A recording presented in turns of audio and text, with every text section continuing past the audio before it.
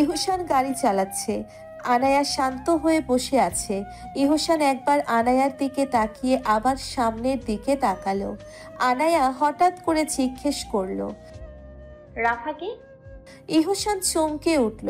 সে আনায়ার দিকে তাকালে আনায়া জিজ্ঞেস করে, কি হলো, চমকে গেলেন কেন? রাফাকে? আনায়া, আমি তোমাকে সবকিছু বলবো, বাট প্লিজ এখন না। ঠিক আছে, কিন্তু প্লিজ কোনো মিথ্যা বলবেন না, কোনো কিছু লুকাবেন না। হুম। আনায়াকে বাসায় ড্রপ করে দিয়ে আবার গাড়ি ঘুরিয়ে চলে গেল ইহসান। সোজা গিয়ে সাইফের সাথে দেখা করলো। তারা একটা রফটপে বসে আছে। সাইফ আনায়ার বলা কথাগুলো শুনে ইহসানকে বলল, আমার কি মনে হয় জানিস, তোর আনায়াকে সব সত্যটা বলে দেওয়া উচিত। হোয়াট? কি বলছিস তুই? তোর মাথা ঠিক আছে? সব কিছু বলে দিলে ও যখন জানতে পারবে আমাদের বিয়ে হয়নি, তখন ওর রিয়াকশনটা কেমন হবে বুঝতে পারছিস? আমাকে কতটা ভুল বুঝবে। আর সব জানার পর ও বাড়িতে থাকবে কিনা তাও সন্দেহ। তুই কি ওকে ভালোবাসিস? সাইফ হঠাৎ করে এমন প্রশ্ন করায় ইহসান কিছুটা অবাক হলো। সে সাইফের দিকে চুপ করে তাকালো। তারপর ভ্রু কুঁচকে বলল, সাইফ, এখন একদম ফাইজলামি করবি না। এমনিতেই টেনশনে আমার মাথা নষ্ট হয়ে যাচ্ছে। আমি মজা করছি না। আমার কেন জানি মনে হচ্ছে তোর আনায়াকে ভালো লাগে, আর সে ভালো লাগাটা ভালোবাসাতে বদলাচ্ছে। তোর হঠাৎ এমন মনে হবার কারণটা কি আমি জানতে পারি? দেখ, তুই যদি ওকে ভালোই না বাসতি, তাহলে ওর বাড়ি ছেড়ে চলে যাওয়া নিয়ে কোনো মাথা ব্যথা হওয়ার কথা না। কারণ আমি তোকে খুব ভালো করে চিনি। আনায়ার জন্য এত কেয়ার, আনায়াকে কেউ কিছু বললে এত রাগ, এত টেনশন, এসব মানুষ তার কাছের মানুষটার জন্যই করে। তাই আমি বলছি, তুই আনায়াকে ভালোবাসতে শুরু করেছিস। তুই ভুল দেখ সাইফ, আমার লাইফে রাফাই একমাত্র মেয়ে ছিল যাকে আমি মন থেকে ভালোবেসেছিলাম। কিন্তু সে আমার ভালোবাসার দাম দেয়নি। তাই আমি কখনো আর কোনো মেয়েকে ভালোবাসতে পারবো না। কেন পারবি না তুই? ও যদি নতুন করে সব শুরু করে ভালো থাকতে পারে, তাহলে তুই কেন পারবি না? তুই ভুল মানুষকে ভালোবেসেছিলি, যে তোর ভালোবাসা পাওয়ার যোগ্য ছিল না। কিন্তু আনায়া তোকে অন্ধকার থেকে আস্তে আস্তে আবার আলোতে নিয়ে আসছে। তুই বুঝতে পারছিস ব্যাপারটা? তাই বলছিস সবকিছু বাদ দিয়ে আনায়াকে নিয়ে আবার নতুন করে জীবন শুরু কর। কিন্তু আনায়া, ওর যদি মাঝপথে সব মনে পড়ে যায় তখন কি হবে? ও কি তখন আমাকে মাফ করতে পারবে? তুই সবসময় নেগেটিভটা ভাবিস। আমি নেগেটিভ ভাবি না, আমি সব দিক ভাবি। ওর সব মনে আসলে আমি ওর সামনে কতটা ছোট হব ভাবতে পারছিস? আর ওর যদি কিছু মনে না আসে, এতদিন হয়ে গেল, এখন পর্যন্ত কি কোনো কিছু মনে আসছে? আর আসবেও না। যদি মনে আসে তাহলে সত্যটা বলবি। আমরাও তো তার পরিবারকে খুঁজে বের করতে কম চেষ্টা করিনি। কিন্তু আর কোনো কিন্তু না। আমার বলা কথাগুলো মন দিয়ে ভাব। যদি ঠিক মনে হয় তাহলে আনায়াকে সব সত্য বলে নতুন করে সংসার শুরু কর, বিয়ে করে নে ওকে। তোর কি মনে হয় সব সত্য বললে ও মেনে নিবে আমাকে? আমি রাফার সত্যটা বলতে বলেছি। রাফার কথাগুলো বলার পর বিয়ের জন্য প্রপোজ করে দিস। আনায়া বুঝতে পারবে তুই সত্যি ওকে ভালোবাসিস, তাই কিছু লুকাসনি। কিন্তু হ্যাঁ, একটা কথা মনে রাখিস, এমন যেন না হয় তুই বলার আগে ও অন্য কোথাও জেনে গেছে। এমন হবে না, কারণ আমার পরিবারের সবাই রাফার বিষয় গোপন রেখে গেছে। তাহলে দেরি না করে জানিয়ে দিস মনের কথাগুলো। সাইফ কথাটা বলে ইহসানের কাঁধে হাত রেখে চলে গেল। ইহসান বসে বসে সাইফের বলে যাওয়া কথাগুলো ভাবতে লাগলো। আনায়া ফ্রেশ হয়ে নিচে নামলো, কিন্তু কাউকে দেখতে পেল না। উপরে উঠতে যাবে তখনই শিলমা বলে, কোথায় গিয়েছিলে আনা? ইহসানের অফিসে। কিন্তু তোমার জেনে কি হবে? না, মানে রাফার রিং পরে বের হয়েছিলে তো, তাই। হোয়াট? আমি রাফার রিং পরে কেন বের হব? আর কে এই রাফা? কেন তুমি জানো না কে রাফা? চিনো না তাকে? ভাবি তোমাকে মা ডাকছে, বলছে এক্ষুনি যেতে। রাত্রি তাদের মাঝে এসে আনায়াকে কথাটা বলে। আনায়া একবার সিলমার দিকে তাকিয়ে মিসেস হায়দারের রুমের দিকে চলে যায়। আনায়া চলে যাওয়ার পর রাত্রি চোখ রাঙিয়ে বলে, আমি তোমাকে লাস্ট বার বলছি, ভাবির সামনে ওই মেয়ের নাম মুখেও আনবে না। কিন্তু কেন? আনায়া কি রাফার কথা জানে না? এহসান কি তা লুকিয়ে গেছে? তা জেনে তোমার কি লাভ? যতটুকু আমি বলেছি ততটুকু মাথায় ভালোভাবে ঢুকিয়ে নাও। আর একবার যদি ওর নাম শুনি তাহলে খুব খারাপ হবে। রাত্রি চোখ রাঙিয়ে কথাগুলো বলে চলে গেল। শিলমা একটা শয়তানি হাসি দিয়ে নিজেই নিজেকে বলতে লাগলো, আরে বাহ, সিলমা তুই তো এক ঢিলে দুই পাখি মারবি। এটা স্পষ্ট হয়ে গেছে আনায়া রাফার বিষয়ে কিছু জানে না। এহসান আর এই বাড়ির সবাই সত্যটা লুকিয়ে গেছে। এখন শুধু আসল চাল চালাটা বাকি। তারপর দেখি কার ভালোবাসা কত দূর। ইহুসান বাড়ি ফিরে নিচের রুমে যাচ্ছিল, তখন রাত্রি এসে ওর সামনে দাঁড়ায়। রাত্রিকে এভাবে সামনে আসায় ইহুসান জিজ্ঞেস করে, এভাবে সামনে দাঁড়ালি কেন? তোর সাথে আমার কিছু কথা আছে। কি কথা বল। এখানে না, আমার রুমে আয়। রাত্রি ইহুসানের হাত ধরে নিচের রুমে নিয়ে যায়। তারপর দরজা লাগালে ইহুসান বলে, কি এমন বলবি যার জন্য এভাবে রুমে এনে দরজা বন্ধ করে দিলি? তুই ভাবিকে রাফার কথা বলে দে। তুই হঠাৎ এসব বলছিস কেন? কি হয়েছে? কোনো ঝামেলা হয়েছে? ঝামেলার ফ্যাক্টরি যখন বাড়িতে, তাহলে ঝামেলা হতে কতক্ষণ? ওয়েট, সিলমা কিছু করেছে? আজকে সকালে ভাবি যখন রাফার রিংটা পরে তোর অফিসে যাচ্ছিল, তখন ও রাফার নাম তুলে। অফিস থেকে যখন বাসায় ফিরে তখনও সেম কাজ করে। আমার মনে হয় সিলমা তোদের মাঝে দেওয়াল তৈরি করার চেষ্টা করছে। তাই বলছি, ও কিছু করার আগেই তুই সবটা ভাবিকে বলে দে। এই মেয়েটার প্রবলেম কি? ও এমন কেন করছে? কারণ ও তোকে ভালোবাসে। তোকে পাওয়ার জন্য যা কিছু করতে হবে ও তাতে রাজি। এটাকে ভালোবাসা বলে না, এটাকে পাগলামি বলে। এতে নিজের জীবনটাকেই নষ্ট করে ফেলবে। আমি ওকে কখনোই ভালোবাসতে পারবো না, তাই ওকে বলে দিস নিজের মতো করে জীবন গোছাতে। ইহুসান কথাগুলো বলে রাগে হনহন করতে করতে চলে গেল। শিলমা নিজের রুমে বসে নেলপালিশ দিচ্ছিল। ইহুসান এসেই ওর হাত ধরে টেনে তুলে রাগে বলে, তোমার সাহস কি করে হয় এই বাড়িতে রাফার নাম নিতে? কেন ভালো লাগে না? আগে তো এই বাড়িতে রাফার নাম উঠলে খুশিতে গদগদ করতে, আর এখন কি হলো? এক সময়ের কিউট এখন বুঝি। Just shut up. শিলমার কথা শেষ হবার আগে ইহুসান ধমক দেয়। শিলমা একদম চুপ হয়ে যায়।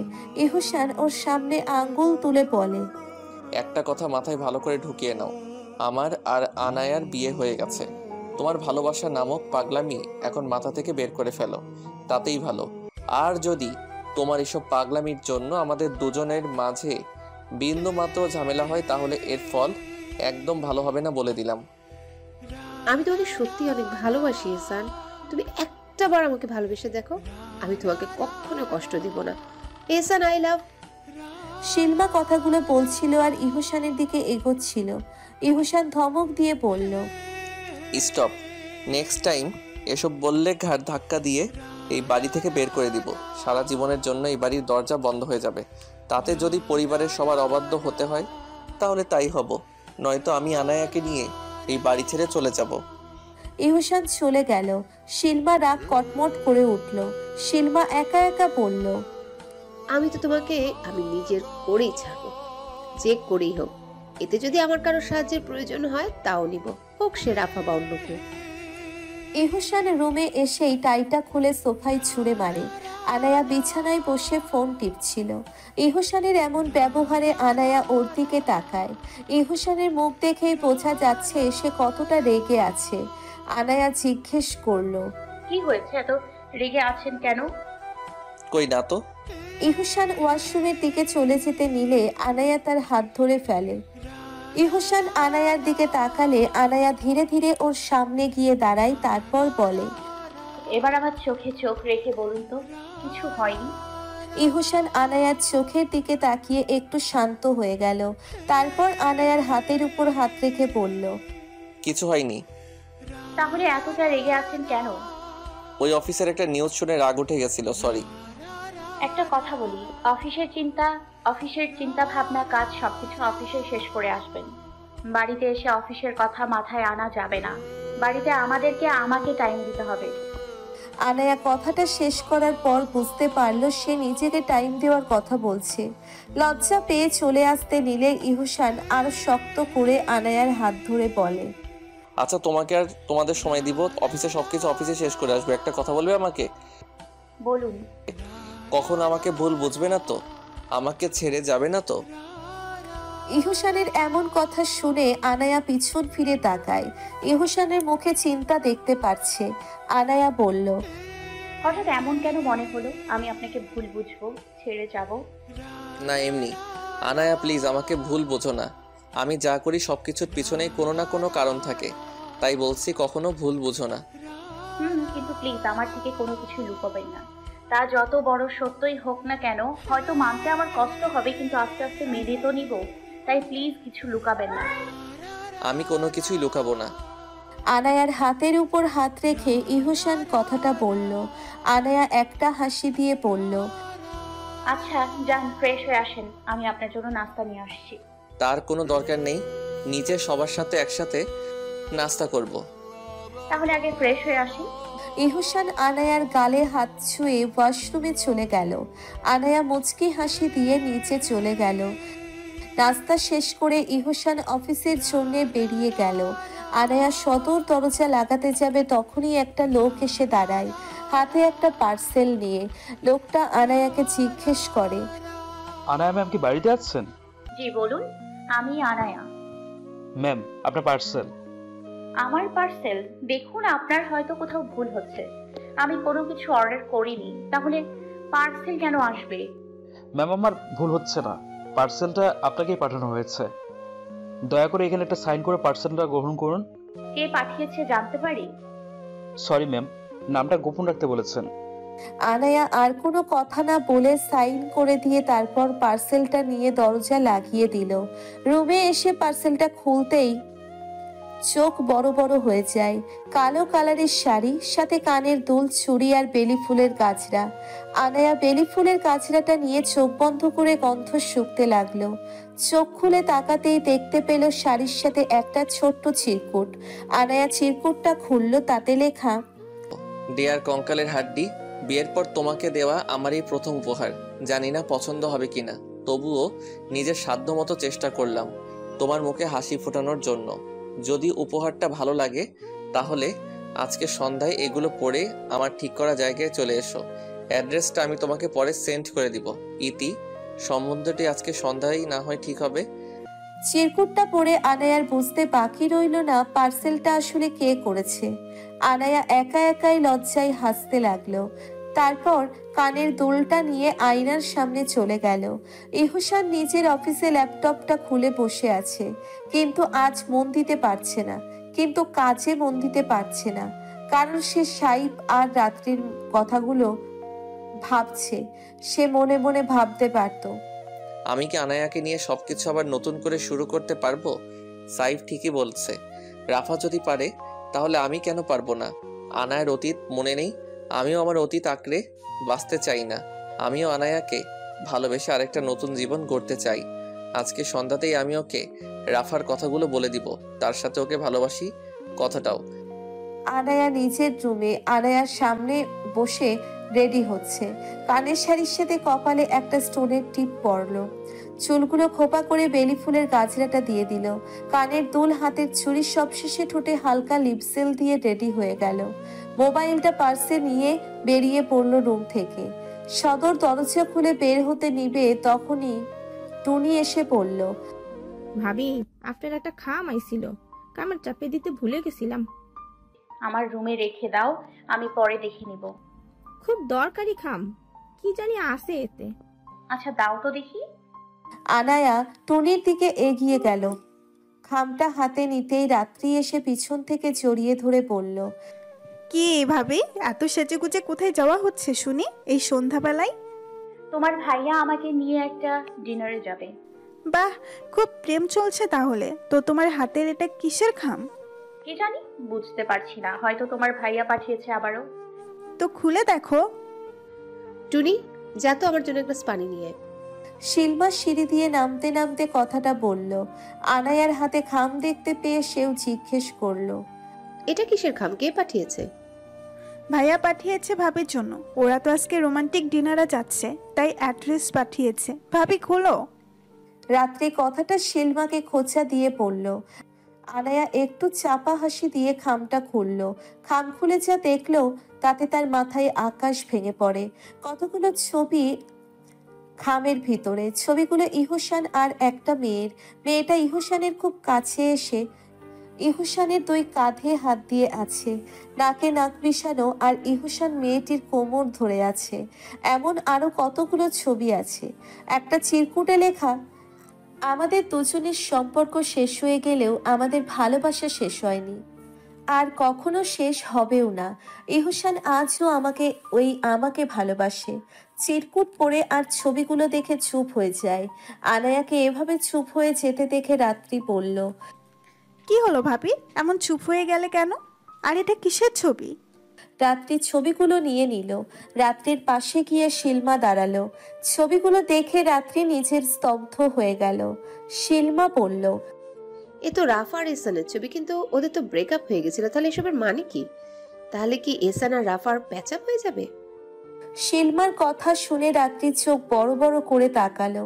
শিলমা চুপ হয়ে থেমে গেল। রাত্রি আনায়াকে শক্ত করে ধরে বলল, ভাবি প্লিজ ভুল বুঝো না, তোমাকে সবটা ভাইয়া সময় মতো বলে দিত, কিন্তু কাজের চাপের জন্য হয়তো বলতে পারেনি। আর তাছাড়া তার মানে এহসান এই সব কিছু আনায়ার থেকে লুকিয়ে গেছে, কিছুই বলেনি সে, আর তোমরাও সবটাই লুকিয়ে গেছো? রাত্রিকে কথা শেষ করার সুযোগ না দিয়েই শিলমা কথাটা বলল। রাত্রি রেগে গিয়ে শিলমার সামনে দাঁড়িয়ে চোখ রাঙিয়ে বলল, একদম চুপ থাকো তুমি, তোমার সাথে তো আমি পরে কথা বলছি। চুপচাপ এখানে দাঁড়িয়ে থাকো, নয়তো নিজের রুমে চলে যাও। শিলমা ডোন্ট কেয়ার একটা ভাব নিয়ে চুপ হয়ে গেল। রাত্রি আনায়ার সামনে কিছু বলতে নিলে আনায়া হাত তুলে থামতে বলে। কিছু না বলে ছলো ছলো চোখে নিজের রুমে চলে আসে। এসেই বিছানায় বসে কান্না করতে লাগে। তার আজকে অনেক কষ্ট হচ্ছে। কষ্টের কারণ রাফা আর ইহসানের রিলেশন নিয়ে নয়, বরং এসব লুকিয়ে রাখার কারণে। সে আগেই বলেছিল সব সত্যি বলে দিতে, কিছু না লুকাতে, কিন্তু ইহসান তার কাছে এত বড় সত্য লুকিয়ে গেছে। চুড়িগুলো খুলে খুলে ফ্লোরে ছুঁড়ে ফেলে দিচ্ছে। চুল থেকে গাছড়াটা একটানে খুলে ফেলে দেয়। কান্না করতে করতে হাঁটুতে মাথা গুঁজে ফেলে আনায়া। এদিকে ইহসান অপেক্ষা করতে করতে অধৈর্য হয়ে গেল, কিন্তু আনায়া আসার কোনো নামগন্ধ নেই। সে বারবার ঘড়ির দিকে দেখছে, কলও করেছে কিন্তু বন্ধ বলছে। ইহসান ঘড়িতে 10টা বাজে দেখে সোজা বাড়ি চলে আসলো। ইহসান রুমে আসলো। আনায়াকে এইভাবে হাঁটুর উপর মাথা রেখে বসে থাকতে দেখে কিছুটা অবাক হলো। আরো অবাক হলো গাছড়া চুড়ি এগুলো নিচে এলোমেলো হয়ে পড়ে থাকতে দেখে। ইহসান কিছু ভয় নিয়ে জিজ্ঞেস করলো, আনায়া, কি হয়েছে তোমার? তুমি এভাবে বসে আছো কেন? শরীর ঠিক আছে? ইহসানের কণ্ঠ শুনে মাথা তুলে তাকালো আনায়া। কান্না করতে করতে চোখ দুটো লাল হয়ে ফুলে আছে। ইহসান আনায়ার চোখগুলো দেখে ভয় পায়। সে জিজ্ঞেস করে, কি হয়েছে তোমার? তুমি কান্না করছো কেন? এত বড় সত্য কেন আমার থেকে লুকিয়ে গেলেন? কোন সত্য? আপনি আমাকে জিজ্ঞেস করছেন কোন সত্য? আর লুকাতে হবে না, আমি সব জেনে গেছি। রাফা আপনার এক্স ছিল। আনায়ার কথা শুনে চমকে ওঠে ইহসান। আনায়া আবার বলে, আমি আপনাকে বিশ্বাস করতাম। আপনাকে আমি বলেছিলাম আমার থেকে কোনো কিছু না লুকাতে, যাই হোক না কেন আপনি আমাকে সবকিছু বলবেন, কিন্তু না, আপনি আমাকে কিছু বলেননি, বরং সবকিছু লুকিয়ে গেছেন। আর আমি যখন রাফার কথা জানতে চাইলাম তখন আপনি এড়িয়ে গেলেন। আমি ভেবেছিলাম হয়তো আপনার ফ্রেন্ড হবে, কিন্তু আনায়া ইহসানের সামনে দাঁড়িয়ে ছলছল চোখে কথাগুলো বলল। কথা শেষ করতে পারলো না, তার আগেই কান্নায় ভিজানোতে বসে পড়ল। আমার কথাগুলো একটাবার শোনো। ইহসান আনায়ার পাশে বসে বলল, তুমি এখন যতটা কষ্ট পাচ্ছ আমিও ঠিক ততটাই কষ্ট পাচ্ছি, বিশ্বাস করো। কষ্টটা হয়তো পেতাম না যদি আপনি আমাকে নিজ থেকে সব সত্যটা বলতেন, কিন্তু না, আপনি তো আমাকে নিজ থেকে কিছুই বলেননি, শুধু লুকিয়ে গেছেন। আমি ভেবেছিলাম সব সত্য জানার পর তুমি আমাকে ছেড়ে যাবে। আমি ভয় পেয়ে গেছিলাম সত্য বলতে, এজন্য আমি তোমাকে কিছু বলিনি। আই এম সরি আনায়া, আমি তোমার বিশ্বাস রাখতে পারিনি, তোমাকে কষ্ট দিতে চাইনি আমি। প্লিজ আমাকে ছেড়ে যেও না। কি করে ভাবলেন আমি আপনাকে ছেড়ে চলে যাব? কোথায় যাব আমি? কে আছে আপনি ছাড়া আমার? কি করো ভাববো না? আমি এত বড় সত্য লুকিয়ে গেলাম। তাছাড়া রাফাও বলেছিল আমাকে ছেড়ে যাবে না, প্রমিসও করেছিল, কিন্তু সেও তো ছেড়ে চলে গেল। রাফা রাফা আর রাফা, আমি আর শুনতে পারছি না ওর নাম, আর শুনতে পারছি না। আনায়া চিৎকার করে কথাগুলো বলে কান্না করতে করতে রুম থেকে চলে গেল। ইহসান শুধু ওর যাওয়ার দিকে মলিনভাবে তাকিয়েছিল। তার কিছু করার নেই, সে মনে মনে ভাবছে, রাফার এই ছোট বিষয়টা জানতে পেরেই যখন এতটা কষ্ট পেয়েছে, তাহলে যখন ওর অ্যাক্সিডেন্টের কথা জানতে পাবে, ওর স্মৃতিশক্তি হারানোর কথা শুনতে পারবে, তখন কি হবে? আনায়া তো তখন আমাকে ঘৃণা করবে। ওর চোখে আমি মিথ্যাবাদী হয়ে যাব। আমি কি ওকে সব সত্য বলে দিব? তাহলে কি ইহসান আর আনায়ার সম্পর্ক শুরু হবার আগেই শেষ হয়ে গেল?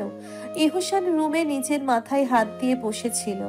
রাত্রি তার রুমে এসে বলল, এভাবে মাথায় হাত রেখে বসে থাকলে হবে নাকি ভাবির অভিমানটাও ভাঙাতে হবে?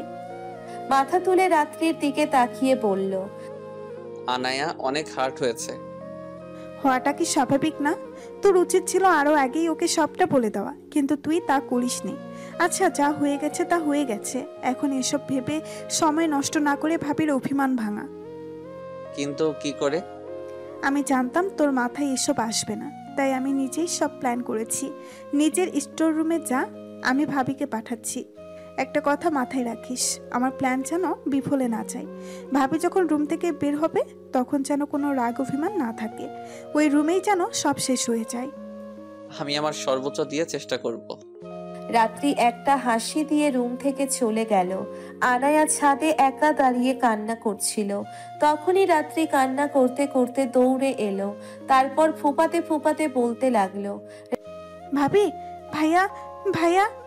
রাত্রিকে এভাবে কান্না করতে দেখে আনায়া ঘাবড়ে যায়। নিজের চোখের পানি মুছে রাত্রিকে জিজ্ঞেস করে, কি হয়েছে তোমার? কান্না করছো কেন? ভাবি ভাইয়া বন্ধুকে নিয়ে গেস্ট হাউসে গেছে। আমরা সবাই পিছু পিছু গিয়েছিলাম, কিন্তু ভাইয়া দরজা নক করে দিয়েছে। ভাবি ভাইয়া উল্টোপাল্টা কিছু করার, প্লিজ তুমি চলো প্লিজ। রাত্রি কথাগুলো আনায়ার হাত ধরে কান্না করতে করতে বলে। আনায়া কথাগুলো শুনে শকড হয়ে যায়। সে দৌড়ে ছুটতে লাগলো। আনায়া চলে যাবার পর রাত্রি নিজের চোখের পানি মুছে একটা হাসি দিয়ে বলে, সরি ভাবিমণি, এই মিথ্যাটা বলার জন্য।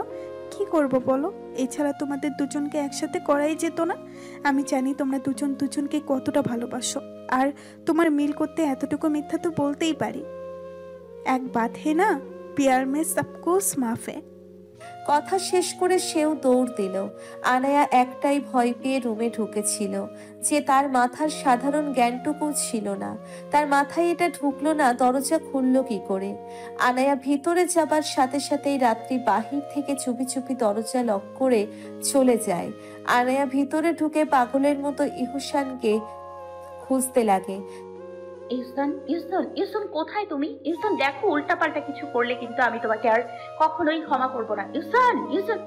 চিৎকার করে ডেকে খুঁজেও ইহসানকে কোথাও দেখতে পেল না। ইহসান হাঁটু গেড়ে নিচে বসে পড়ে কান্না শুরু করে দেয়। তখনই কেউ একজন পিছন থেকে আনায়ার মাথায় হাত রাখে। ছলো ছলো চোখে উপরে তাকিয়ে দেখে ইহসান। আনায়া আর এক মুহূর্ত দেরি না করে ইহসানকে জড়িয়ে ধরল। আরো বেশি করে কান্নায় ভেঙে পড়ল সে। ইহসান শুধু ওর মাথায় হাত বুলিয়ে দিচ্ছে, কিছু বলে সান্ত্বনা দেবার মতো ভাষা ওর জানা নেই। কিছুক্ষণ পর আনায়া শান্ত হয়ে গেলে সে নিজেকে সরিয়ে নিল। ইহসানের দিকে তাকিয়ে নিজের চোখের পানি মুছে চলে যেতে নিলে ইহসান বলে, একটাবার আমাকে বলার সুযোগ তো দাও। একটাবার আমার কথাগুলো তো শোনো। আমি তোমাকে সবকিছু বলছি, একদম প্রথম থেকে শুরু করে শেষ পর্যন্ত। আমার কারোর লাভ স্টোরি শোনার ইচ্ছে নেই। আনায়া চলে যেতে নিলে ইহসান টান দিয়ে তাকে বুকের সাথে মিশিয়ে নেয়। আনায়ার এক হাত পিছনে নিয়ে শক্ত করে ধরে রাগে দাঁতে দাঁত চেপে বলে, এটা আমার লাভ স্টোরি না, এটা আমার আধারের কালো অতীত, যা এখন আমি তোমাকে বলবো আর তোমার শুনতে হবে। তোমার ইচ্ছে থাকলেও শুনতে হবে, ইচ্ছে না থাকলেও শুনতে হবে। আনায়া ব্যথায় কুঁকড়ে ওঠে। ইহসান তার হাত ছেড়ে দিয়ে বলে, রাফা, রাফা আমার জীবনের সেই মানুষ যাকে আমি জীবনের প্রথমবার ভালোবেসেছিলাম। এখন ভালোবাসার চেয়েও বেশি ঘৃণা করি। ওর সাথে আমার প্রথম দেখা হয় কলকাতাতে। সেখানে সে মডেলিং করত। জানি না কি ছিল ওর মাঝে যার জন্য আমি এতটা ভালোবেসেছিলাম। তারপর আস্তে আস্তে জানতে পারি সেও নাকি আমাকে পছন্দ করে। তারপর একদিন আমরা ডিনারে যাই, কথা বলতে বলতে একসময় আমরা মনের কথাগুলো বলে ফেলি। দুজনের রিলেশনশিপটা ভালোই চলছিল, কিন্তু গোপনভাবে।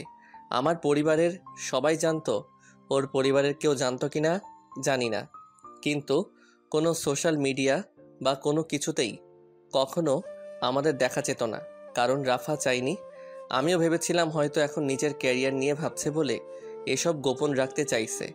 2 বছর পর ও যখন খুব নামকরা মডেল হয় তখন আমি ওকে বিয়ের প্রপোজাল দিব ভাবছিলাম। তারপর রাফার জন্মদিনের দিন ওকে সারপ্রাইজ দিব ভেবে বিয়ের প্রপোজালের কথা আয়োজন করি। ওই দিন মিডিয়া, প্রেস সবাই ছিল। হল ভর্তি লোকের সামনে আমি ওকে যখন প্রপোজ করলাম তখন ওর জবাব শুনে আমি সবচেয়ে বড় ধাক্কা খাই। ফ্ল্যাশব্যাক। রাফা, তোমাকে আমি অনেক ভালোবাসি, তা তুমি খুব ভালো করেই জানো।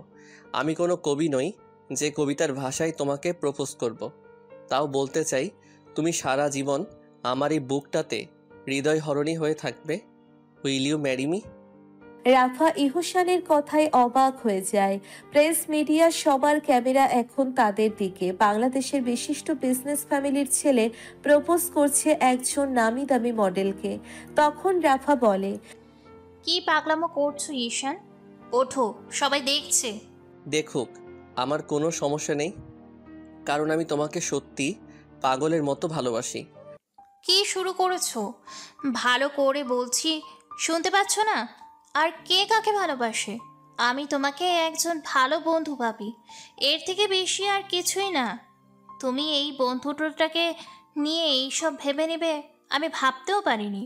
আর আমার বিয়ে ঠিক হয়ে আছে, আরে 3 বছর আগে, লন্ডনের একজন বিজনেসম্যানের সাথে। এই যে রিং, খুব ভালো করে দেখো, নেক্সট মান্থে আমাদের বিয়ে।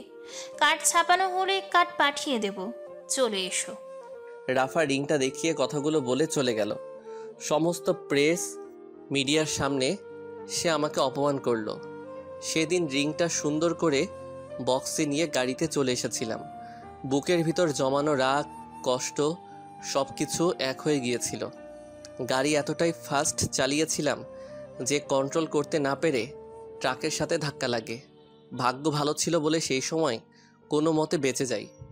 আমার ফিলিংস নিয়ে খেলেছিল টানা 2 বছর, যার জন্য গত 1 মাস আগেও আমি নেশার ঘরে ছিলাম। এই ছিল আমার সেই পুরনো কালো অতীত। ইহসানের কথাগুলো শেষ হবার সাথেই চোখ দিয়ে পানি পড়ে গেল। আনায়া দৌড়ে এসে ইহসানের বুকে লুটিয়ে পড়ল। তারপর কাঁদতে কাঁদতে বলল,